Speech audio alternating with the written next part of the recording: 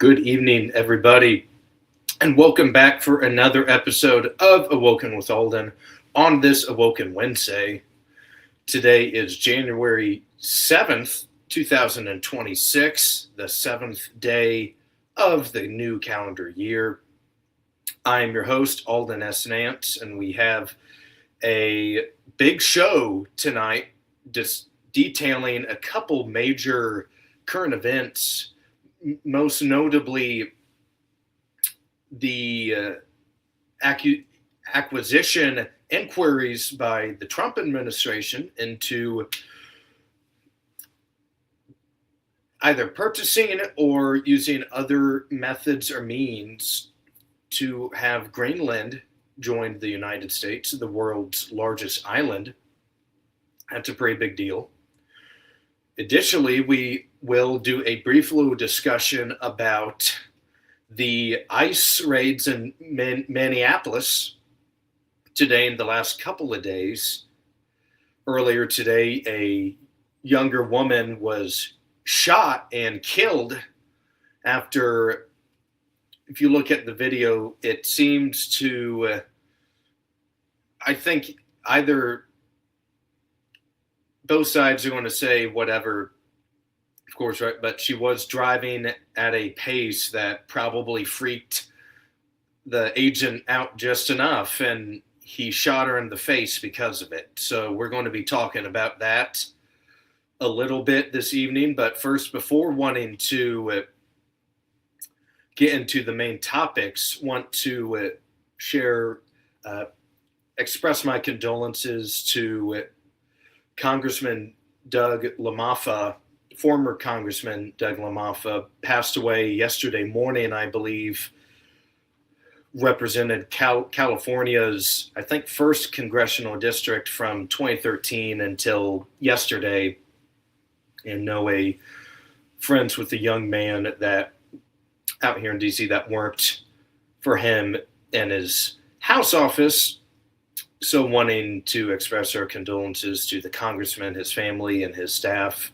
It's not all easy doing everything out here in DC all the time. So want to pay some respects to the congressman. Okay, so if it's your first time joining the live stream or the channel, if first time you're watching this video, we would love if you would hit that subscribe button.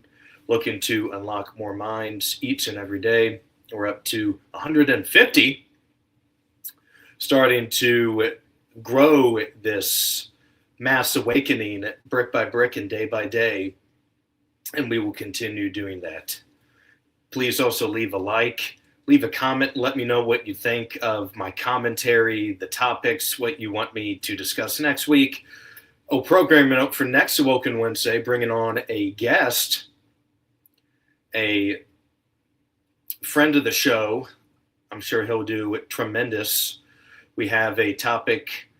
We have selected it privately amongst ourselves, and we will reveal that to you guys at a later date in the next few calendar days.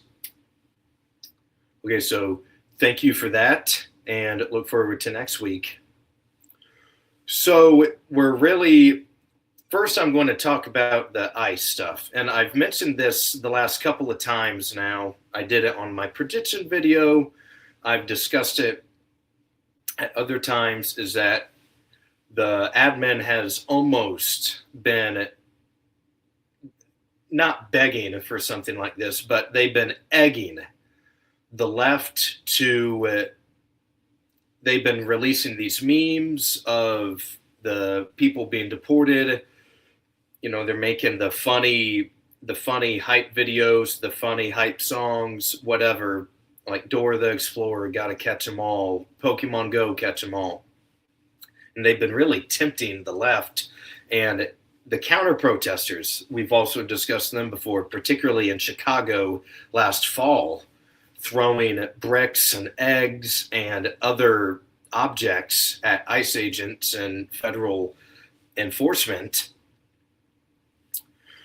So this has been building, and it really snapped today for the first time that you had a younger woman killed don't know much about her except a woman, and I believe 37 years old, and was killed driving her her her minivan, and she kind of pulled up in the middle of the street, and ICE got out of their vehicle, there, and said, "Hey, I need you. You need to get out of the car, quit blocking the street." And she accelerated, continued going, and that's when. So if you look at the video from like where I am, and let's say the van is kind of directly in front of me, there's the ICE agent that is trying to grab open the door is blocking the way of the officer that was hit, or that was the one that fired the shot, right? But there's been other angles and videos released that show that it was maybe not a 90-mile-per-hour against a brick wall kind of driving, but it was intent for an acceleration and to flee the situation. And it probably, and here's something else to keep in mind. The admin, they've been pushing this. You see it all the time everywhere. Apply for ICE today, $50,000 bonus if you sign on. We're looking for more patriots to join the team. So we don't really know all the details yet. We don't know the experience of this individual at all, at least last time I looked. So we'll have to keep looking at that.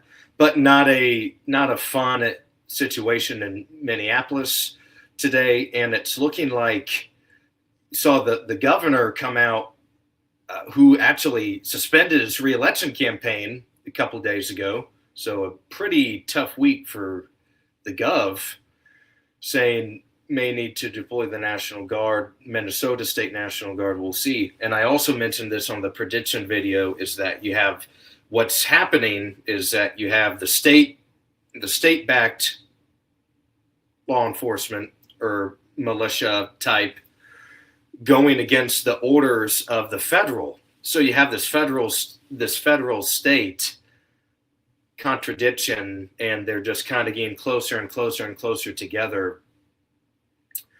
So we're going to keep an eye on this. We'll check after we talk about Greenland. We'll go ahead and hop on everyone's favorite app, X, and check out what's going on with these potential protests in Minneapolis this evening. But besides that, you really look at it, the admin has had a pretty great start in terms of execution and messaging to start in the new calendar year, especially after the last couple months of last year. A lot of blackpilling, a lot of disappointment for sure. But just think, this since Saturday captured the leader, I don't even want to call him president, but Nicolas Maduro, Venezuela, got his wife too. Man, did you see I think she had a big old bandage on her head. Like, they seemed like she got beat up a lot worse than her hubby did. And we haven't really seen a whole lot of her, but we've seen all the memes of Nicholas. Hello, hi, Happy New Year, good night. So we're going to keep an eye on him as a person. But to continue the point, you have that work about as perfect as you can hope. And then you have ICE and immigration getting back in the media fold, which is what the admin needs, especially heading into midterm year. This is the issue that brought the Republicans the popular vote in 2024, 53 senators, a +4, and the majority, keeping the House majority, and the President Trump reclaiming the White House for the Republicans. This issue has been what the calling card is, and they need to play this issue more. They need to, it has to be their main thing. Because if anything else, maybe things aren't getting that more affordable. Maybe some other things aren't really improving. If you can show progress with the deportations and the immigration side of it, that's going to help a lot for the midterm, especially red meat for the base. Right, remember, so you're going to have to get these people to come out and vote in about 10 months from now. And who knows what the primaries are going to look like. We still have to go through the primaries. So they need to pick, if they had to pick one issue, they got to stick with immigration. And they need to make it even larger. I don't even know how many agents are in Minneapolis today, but triple it, for heaven's sakes, if you need to. Especially with the Somali daycare scandal that Nick Shirley exposed that caused Walz to not seek re-election. This is it. It's like a sports parlay. You hit a couple legs, keep playing it. Don't change teams or change games. Keep doing the same thing. Okay. And these people, they simply have to be removed. That's the biggest thing. These illegal immigrants. They have no right being here. Okay, so that's a little bit of the immigration side of things. Already reminded you to like and subscribe to the channel. Leave a comment for the live chat. I can see it. And actually got a monitor.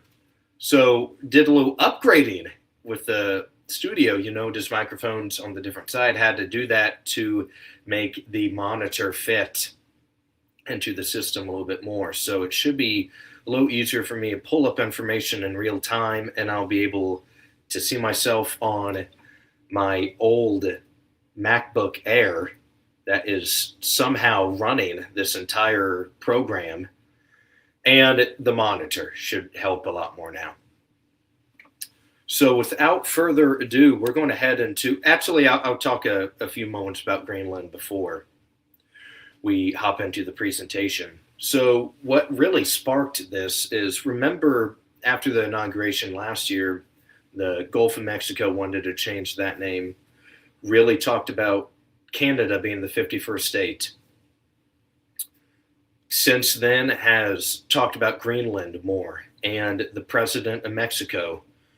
And I talked about this with my buddy Alex on the National Security Strategy episode. You should go check that out if you haven't already.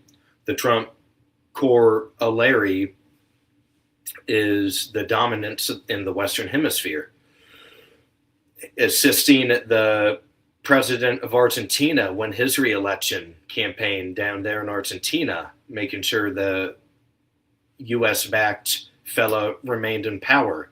The president, in maybe a more not as serious point, has frequently discussed former President Bolsonaro in Brazil, trying to get him released or have his sentence reduced or something.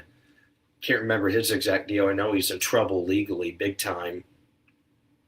Has threatened it, really started to kind of come out against the president of Colombia, saying, hey, buddy, look, capturing Maduro, making Venezuela seeking regime change in Caracas. Sheinbaum in Mexico saying you need to get the cartels under control now. If not that, and then go up north of Canada. Hey, Prime Minister Carney, you're going to be the 51st state now. And now even Greenland.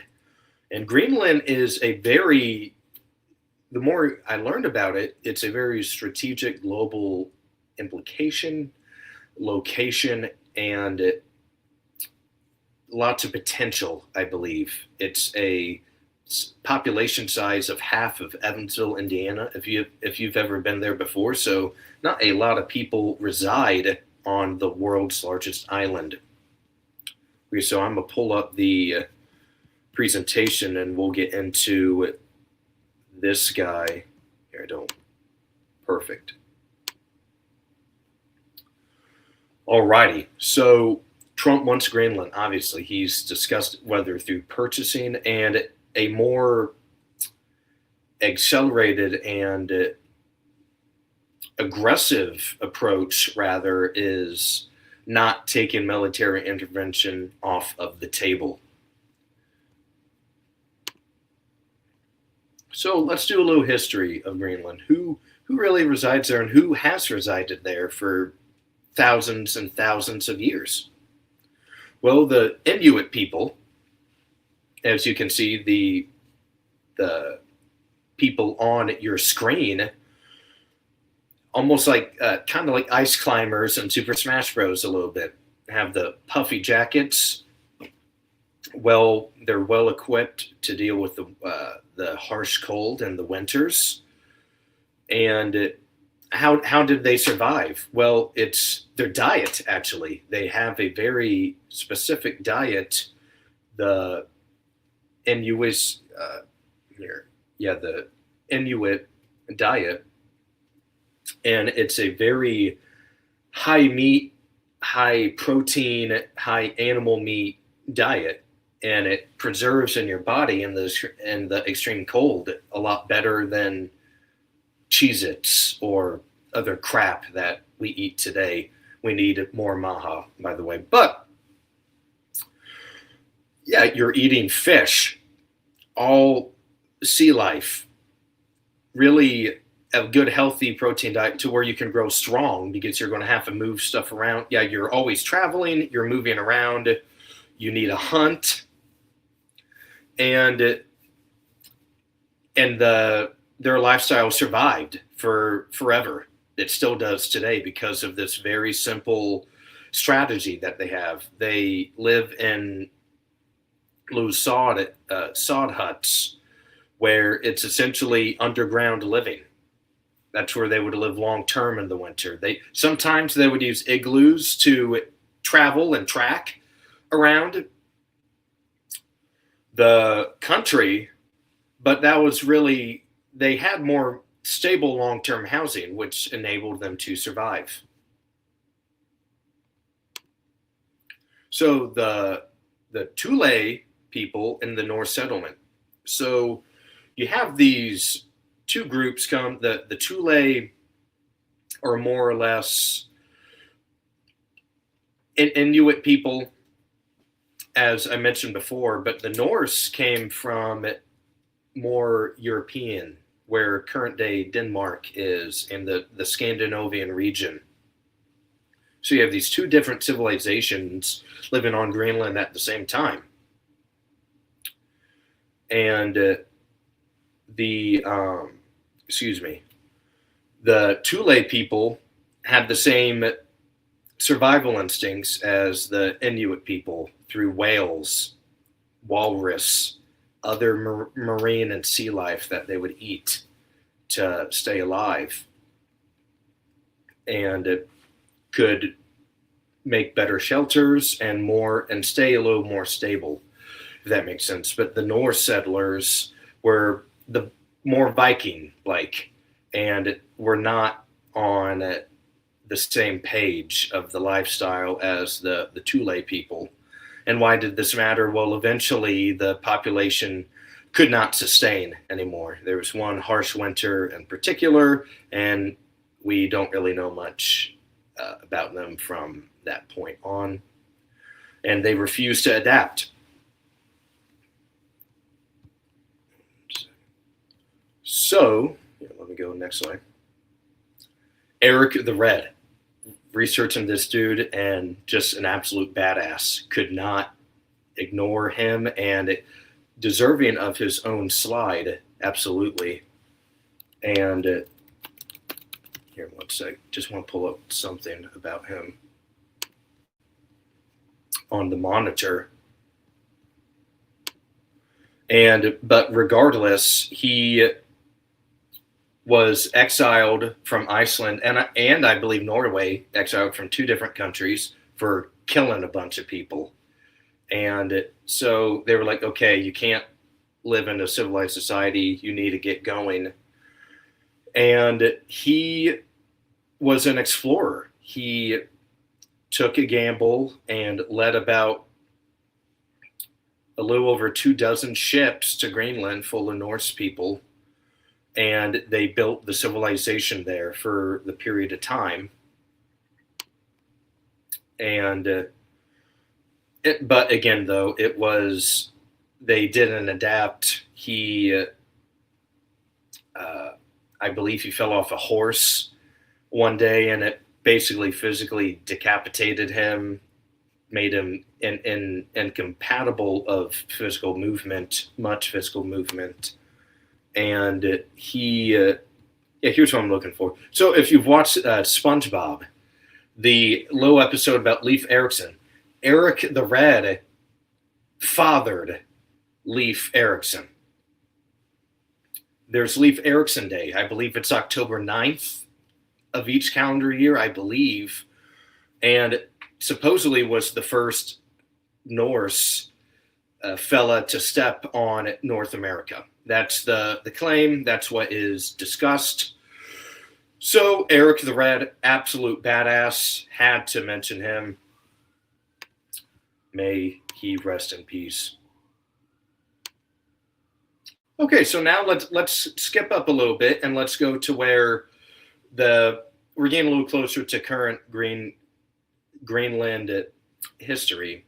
And so for a couple hundred years, you just have this back and forth of European settlers, colonies move in Greenland, move out, whatever.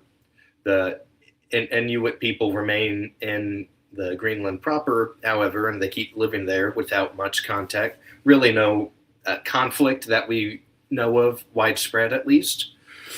But now, here's what happened. So Denmark and Norway, they reassert the control after all the Norse are permanently gone. And we're really looking at the Danish post, because Inuit society and these people, it's a whole different game. Remember, almost like the I can't remember the name of the island, but it's the island where I believe it's these people that have never had human contact before, basically. So you're having, even though the Inuits have had human contact before, of course, it's been a different ball game in the sense that really no major conflicts. They've been able to keep the same lifestyle of whale hunting, eating this diet of high animal protein. But now the European rule is going to start exerting a little bit of force here. So the next big point we're jumping to is, a lot of people think the President Trump's comments about Greenland are something brand new, that he just woke up one morning and pulled it out of his bottom that he wanted Greenland. Was the first president to ever think that and to say that. That's what some people are thinking. Well, that's not right. And during the Second World War, Denmark fell to the Nazis, and Greenland was left alone. And the United States said, okay, we will protect Greenland. Because Denmark, they were unable to. They were defeated at the leadership position and conquered for a period of time. And so this really shows that Greenland can become strategic on the military front, while because you have the Bidufek, at the time the Bidufek military base built in Denmark. So again, about the president's comment wanting to buy Greenland, Harry Truman, the president at the time, was hoping for $100 million worth of gold to purchase Greenland outright and upfront. Denmark, when the offer was made to them, they declined, as we know. And there's really no big. The value of it was, yeah, we don't really care who controls it. We really understand that this is a very valuable piece of land strategically in the Arctic Circle, and particularly with the Soviet Union as well.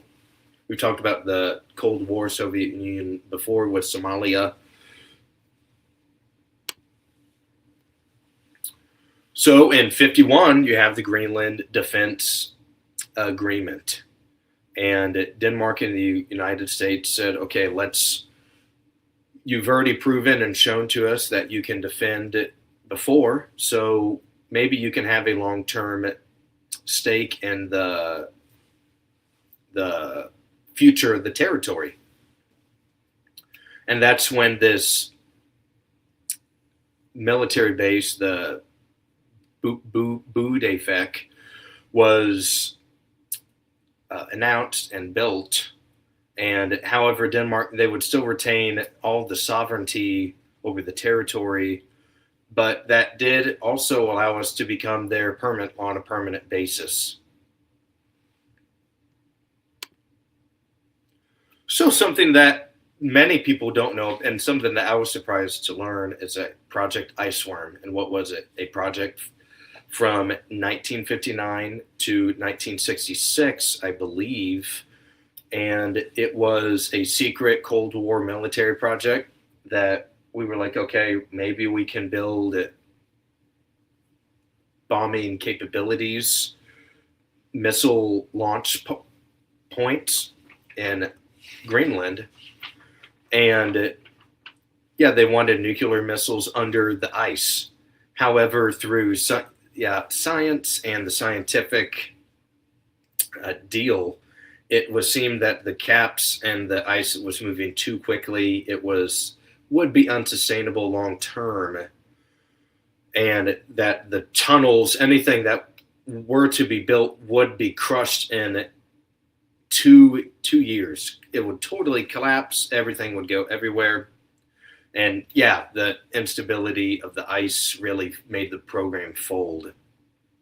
However, they wanted to build the camp center, which is city under the ice. Never really happened. I believe the 90s is when the documents were unsealed, and just one of those things. Who knows what kind of Project Iceworm related thing is happening right now in our country or somewhere else in the world that we're involved with. So, and another thing about, a lot of people are saying, well, we're talking to Greenland and they're with NATO. So if we're going to maybe take land or want more land, that's going to be a problem. Well, Canada is in NATO, and there was a dispute over Hans Island for around 50 years. This island legit split down the middle, and a decades-long dispute between Canada and Denmark over who would have sovereignty and control of the island really was not a foaming at the mouth dispute or argument. It was more of a symbolic kind of deal.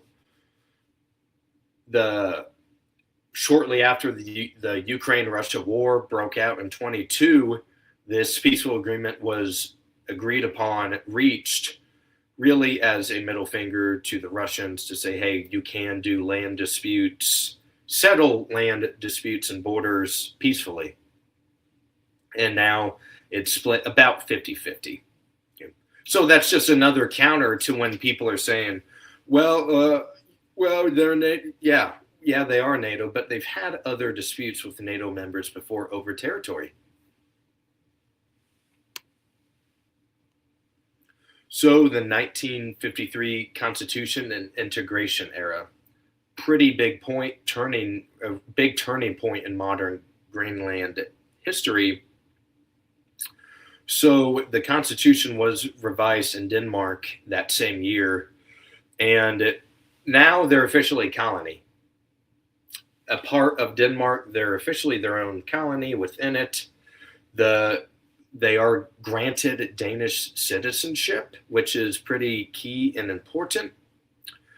But however, all of the authority and politics and major decision making is still made in Copenhagen, Denmark.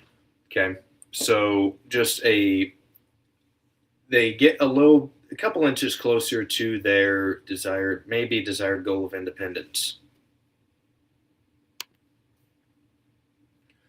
So you have this decade, 60s through most of the 70s for the most part, forced modernization and centralization. Why is that a problem? Well, the people that have lived there have had the same lifestyle forever. Hunting, eating, living in these huts, not huts, these sod huts. And now all of a sudden, Denmark is trying to force Western culture and other societal customs onto the Inuit people. But however, they kind of go along with it because schools, hospital, for the first time, there is some of this stuff that has never been around before. So it's a compromise a little bit. The language was emphasized, learning the language, and however, it did collapse the livelihoods and customs and cultures that I mentioned from the Inuit people that, hundreds and hundreds and hundreds and hundreds and hundreds of years ago. So this is probably the next biggest step in terms of Greenland independence.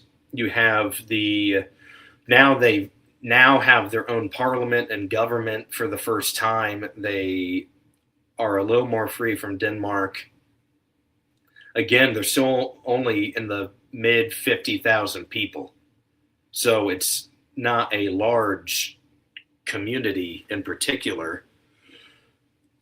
And they were able to get full control over all the education, health, and local affairs. So Denmark, they no longer micromanaged the Greenlanders anymore. However, in terms of main defense and foreign policy decisions, they were still a part of the kingdom. And something else, we'll get to this in a moment, but that block grant funding, keep that in mind. Okay, we're going to talk about that a lot here. Okay, so here's the last big part of independence for the Greenlanders. They got their self-rule by a referendum in 2009, and now they have control over all the natural resources. So going back a second, the Homestead Act there was kind of a risk when Denmark joined the EU, and that trading part within the EU is because, so much of the Greenland economy is fishing. So if there's regulations on fishing, that really neuters, cripples, damages the economy, the local economy. The economy that exists is in severe jeopardy and danger with that. So they realized they had to kind of start becoming a little more independent. And their own language now is their law of the land, and it leads to the way, this is almost like the beginning of the end of them being controlled by Denmark, is that they have the pathway to achieve that now set up. So how do we still exist in Greenland? Well, the Thule base, the Baydufek base, and that has remained ever since the Second World War. So that's still there current day today on Awoken Wednesday, January 7th, 2026. That's still there today. It's big for missile warning. You have the Cold War, Soviet Union, that whole deal. The and the even though that we don't have sovereignty over the territory, it's still a kind of big brother, maybe not big brother reminder, but that we're there. We're still on the ground there. We have that base that gives us a strategic location. So now that block grant I told you about a couple slides ago, here's where it comes into play a lot. It is a welfare state, and about half of the money is provided by Denmark right now. About anywhere from $600 million to $700 million annually, Denmark gives them in welfare, essentially, because the local economy, the fishing cannot net that kind of profit, and tourism doesn't do enough. That's really about it. It's a big slab of ice, for heaven's sakes. So, but they do have free healthcare, free education through Greenland University. The public sector through these jobs dominates the employment. And so the big thing why they can't really ever become fully independent is because they would need this money to come from somewhere. And right now they're shackled to the kingdom because of the lack of being able to pull another $600 to $700 million out of your rear end annually.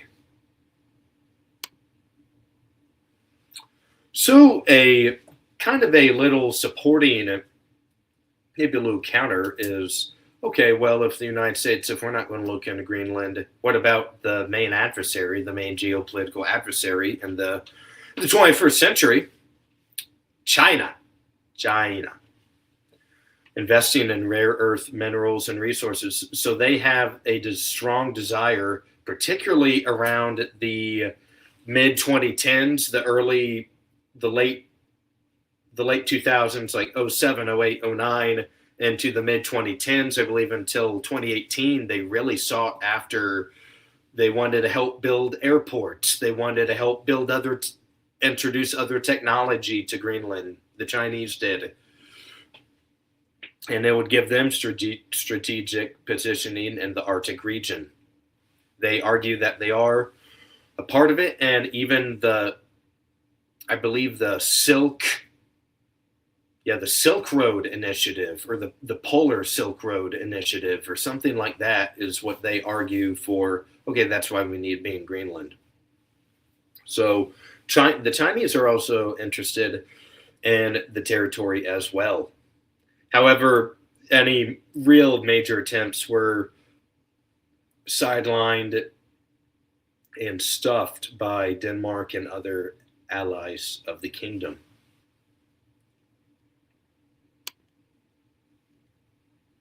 So let's kind of be a little honest. There could be some risks, honestly, with pursuing the territory. Denmark is in NATO, which we are in. So obviously we're kind of the sugar daddy for the entire alliance. But the status is protected by treaties, and really let's say there is military intervention. Well, if you have military intervention, then that kind of puts a poison pill out for NATO. Who's going to fight the United States over Greenland?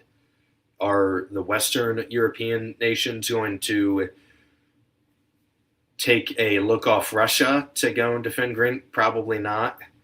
Are the other major powers like France, guys like the United Kingdom, going to want to do that? Probably not. So the president's probably thinking, well, life is all about leverage, and we have the leverage. However, I don't see even a Maduro kind of operation with this. I think it's more rhetoric, and we're trying to improve our standing especially with the Trump corollary.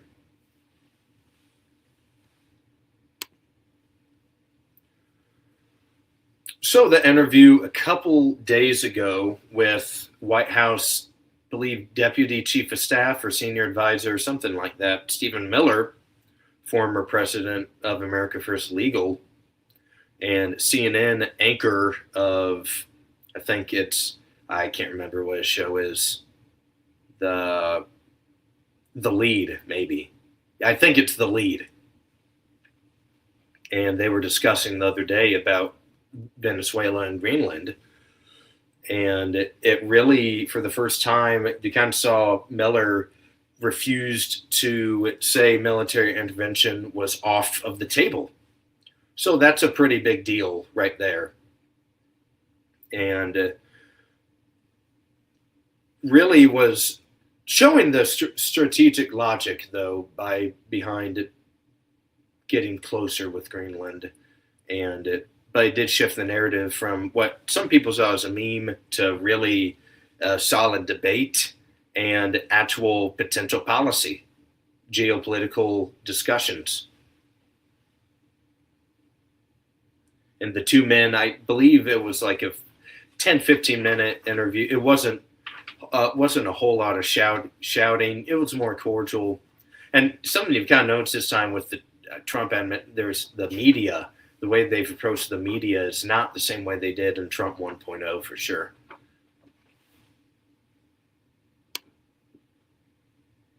So a little bit about Denmark, right? The country that has sovereignty over Greenland at the moment, and they do have global leverage. They're in NATO, as I mentioned earlier, big stakeholder in the Arctic region politics.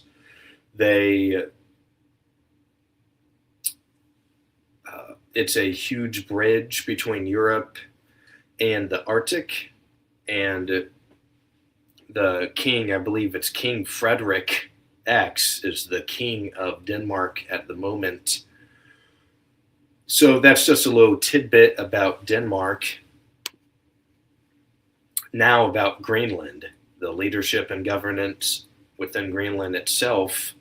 You have the parliament that I mentioned, coalition-based politics for the most part. Major welfare state, and they're trying to decide the future for them. You hear sometimes like CNN or whatever news channel you're watching, and they'll be like, "Oh, what do they feel about maybe joining America?" And they're always like, "Well, they don't want to become an America." So we're just going to have to see what the deal is with their pro-independence spectrum. So a quick little recap of the entire Greenland discussion is why does it keep coming up? Well, we've mentioned the significance and the geography. Can serve as a proxy and a military housing area in the Arctic. And you have that big old Arctic circle, got Alaska, Russia, a couple of sea, Greenland, etc. However, as we did mention, it's a welfare state. They are going to, if they want to become fully independent, they're going to have to find a way, whether it's through selling all of the rare earth minerals or something like that. They will have to find a way to do that. Or maybe there's a compromise that is reached with some other nation. But right now, at the moment, doesn't seem like anything is really happening with that. And that is the presentation. Okay, so thank you for paying attention. And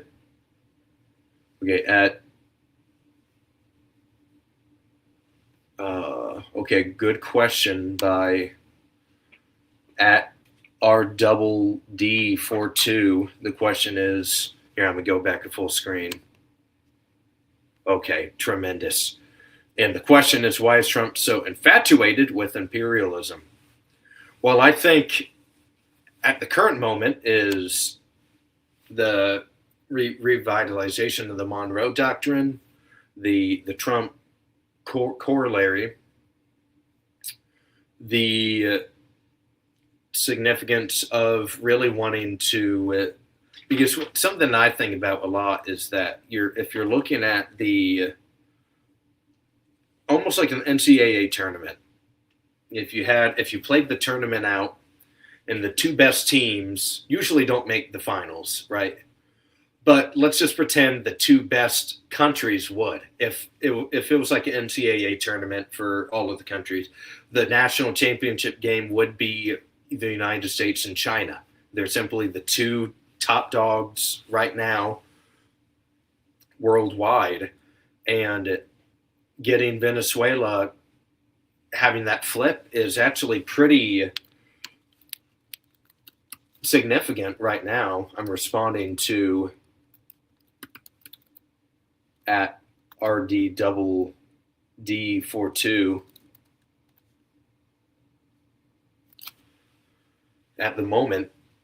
But just think about, and something else that we're going to have to really pay attention to a lot more now. I mentioned it last week, I believe, but Taiwan. We'll have to do an episode on Taiwan and the history of Taiwan here coming up, because that's going to be maybe China's Venezuela opportunity, or their Greenland, or their Argentina, whatever it is. If the United States is racking up regimes to get in line, or flat out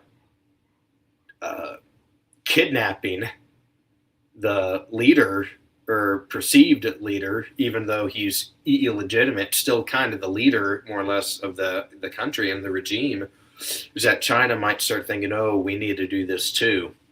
So we're going to be talking about Taiwan here soon. That kind of seemed to maybe not be inevitable, however, something that we're going to have to look at for sure. So good question by at RDD42. See if anyone has texted a question in.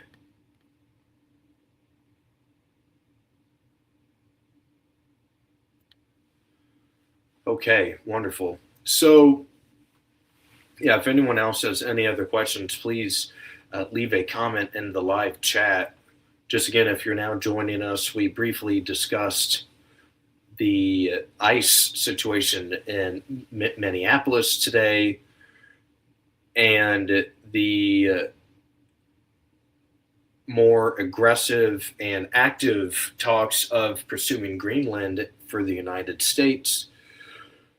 So I'd say the biggest counter argument to that is, how is there going to be an appetite for, let's say Denmark just says, okay, you can just take them, but we're not paying the lump sum every year. We're not paying the grant anymore.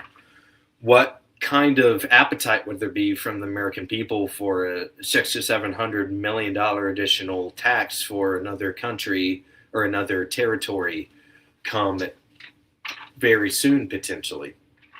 Maybe there's another way that they can work it out. Maybe there's some, if you give up so many rare earth minerals per year, well, that counts. You know what I mean? Just something like that.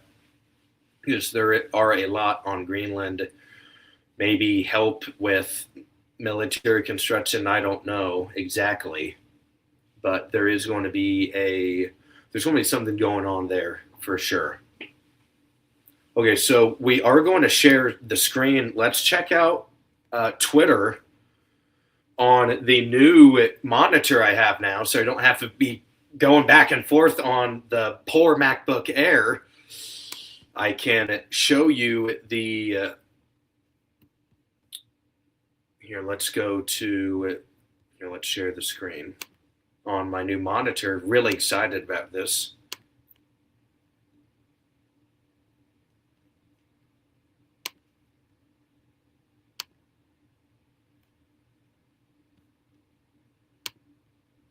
Excuse me one moment. Okay, come on.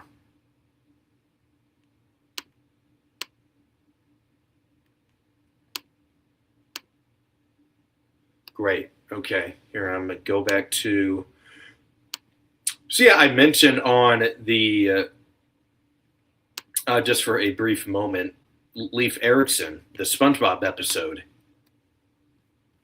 Here, let's go to him.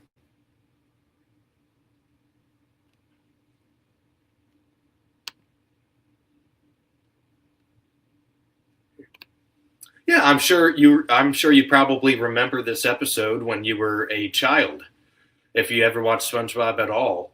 So the really cool thing that I'm trying to do with this channel, and really for you, is that we want to be learning every week, learning new stuff, making connections. Remember, the stuff you've done before in the past doesn't mean you can't connect it to something you learn in the future. And in particular, the Leif Erikson SpongeBob episode. Because his father, Eric the Red, birthed Leif Erikson. Or didn't birth him, was the father. The mother did the birthing, or born. But we are going to now go with Twitter and check out what's going on here, because there is a lot to see.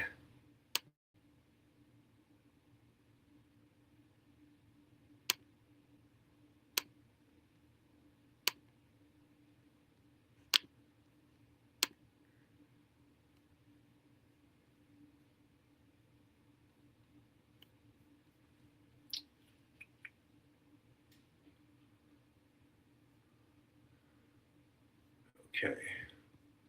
Here, let's just type ice.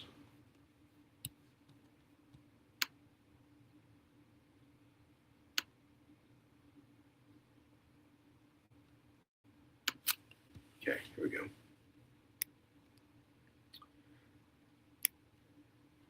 Okay, so let's read the president's statement from earlier today. I have just viewed the clip of the event which took place in Minneapolis, Minnesota. It is a horrible thing to watch. The woman screaming was obviously a professional agitator, and the woman driving the car was very disorderly, obstructing, and resisting, who then violently, woefully, and viciously ran over the ICE officer, who seems to have shot her in self-defense. Based on the attached clip, it is hard to believe he is alive, but is now recovering in the hospital. This situation is being studied in its entirety, but the reason these incidents are happening is because the radical left is threatening, assaulting, and targeting our law enforcement officers and ICE agents on a daily basis. They are just trying to do the job of making America safe. We need to stand by and protect our law enforcement officers from this radical left movement of violence and hate. President Donald J. Trump. Okay, so that statement is really what I was talking about at the beginning of the show, is that for months now, there's been this buildup, and what's scary is you have to hope, but what's going to happen tomorrow with these protests? You've seen the screaming, even in the Nick Shirley video of the Somali daycare. There's always somebody that is some person screaming, "Don't open up, it's ICE." And they weren't even ICE. So the left has gotten to the point where they are obsessed with this protecting these illegal immigrants, more than if they fought as hard for citizens as they did illegals, they might not be in the political position they're in right now.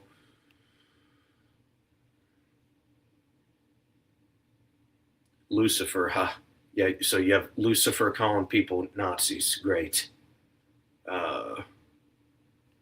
So here, actually, let's try to find the victim. Let's find this woman, because I don't know much about her, and it's not even though in political times it's maybe somebody lost, maybe some kids don't have a mother anymore, or um, a husband doesn't have a wife or something like that. So it's not, this isn't funny per se at all.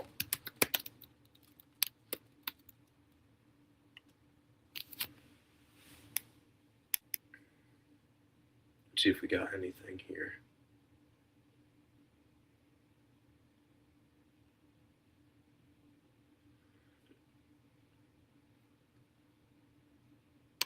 During an ICE operation in Minneapolis. An ICE vehicle was stuck in the snow, and while trying to push it out, activists began harassing and blocking their path, boxing them onto the street. A woman parked her car, preventing the ICE agents from leaving, and was ordered to exit the vehicle multiple this is 10 times. minutes. We're not doing Officers, a 10-minute clip. Yeah, I don't want to. I just want to see if there's anything about the. Oh, yeah, here's something. Breaking: the planned riots around Minnesota have been canceled after today's ICE shooting victim was revealed to be a white woman. Renee Good, pronouns she, her, a poet. The bio says poet and writer and wife and mom and shitty guitar strummer from Colorado, experienced in Minneapolis, Minnesota. Okay.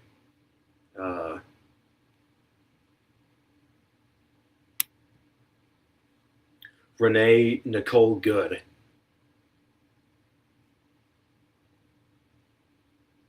So at least in that Instagram bio, it sounded like a mother, which is not. It's not a fun. Yeah, it's still ultimately a sad thing. Anytime that people are killed in events like this, it's not a laughing matter, I'd argue. However, there is a real consequence, not wanting to say she deserved it or anyone deserves violence at all. But they're going to have to be a little more careful. Maybe next time they'll think about throwing a brick at the ICE car, or maybe they'll call their neighbor on the phone instead of going out in the front yard to scream ICE is here this time. Maybe there's a little fear kind of into the protesters. Let's see if there's a.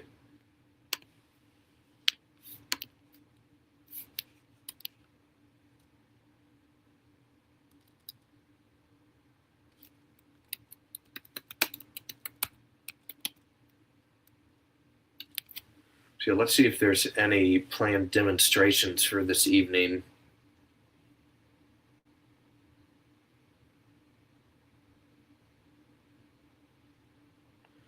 So you had the mayor and the governor have their low press conferences.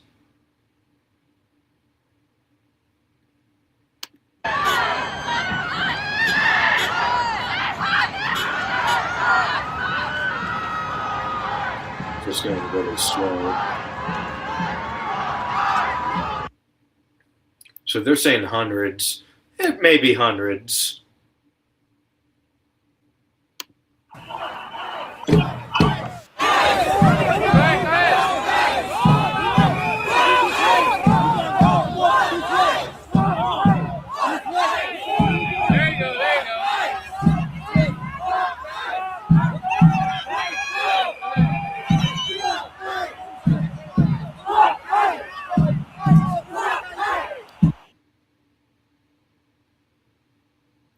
See what else is going on.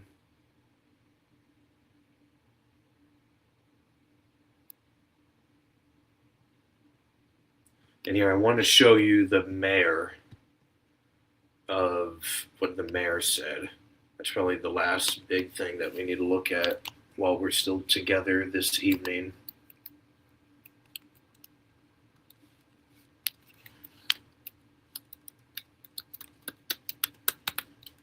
She had some comments.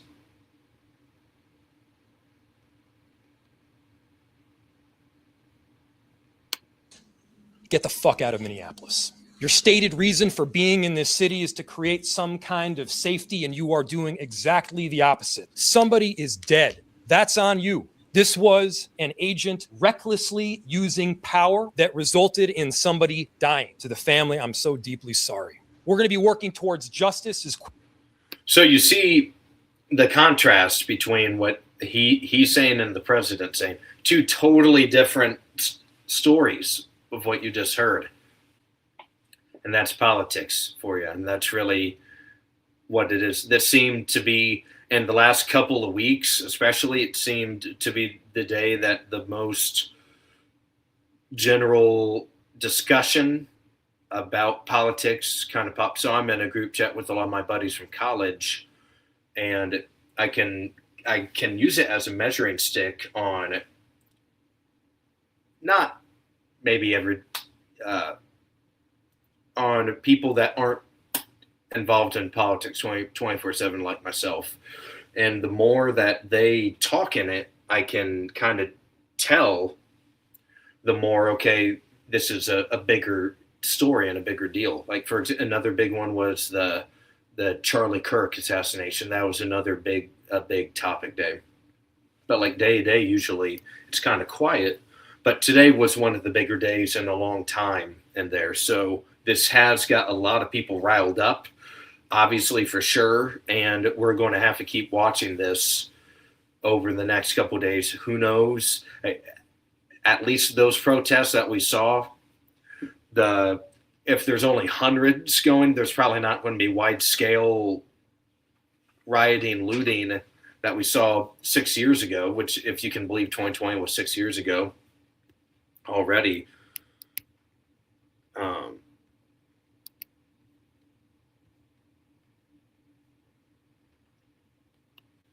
Of course.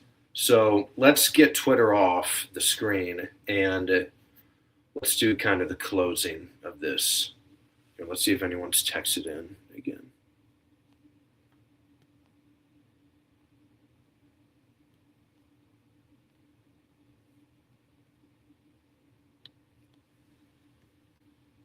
Oh, here, let me get off this.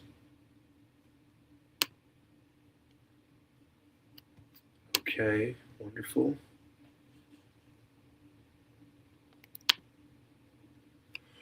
All right, great. So at Beth B for J8D, SpongeBob.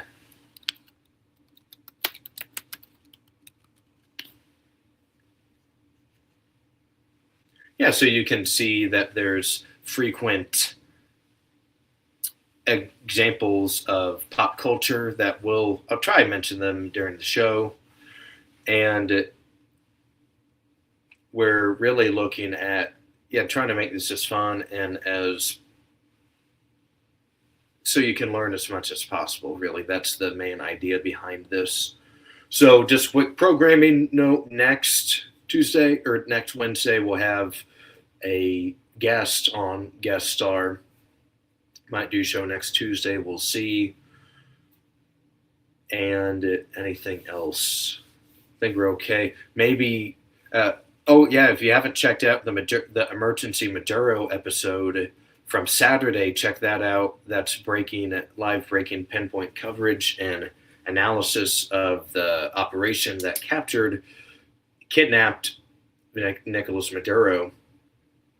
So I think we got that out of the way.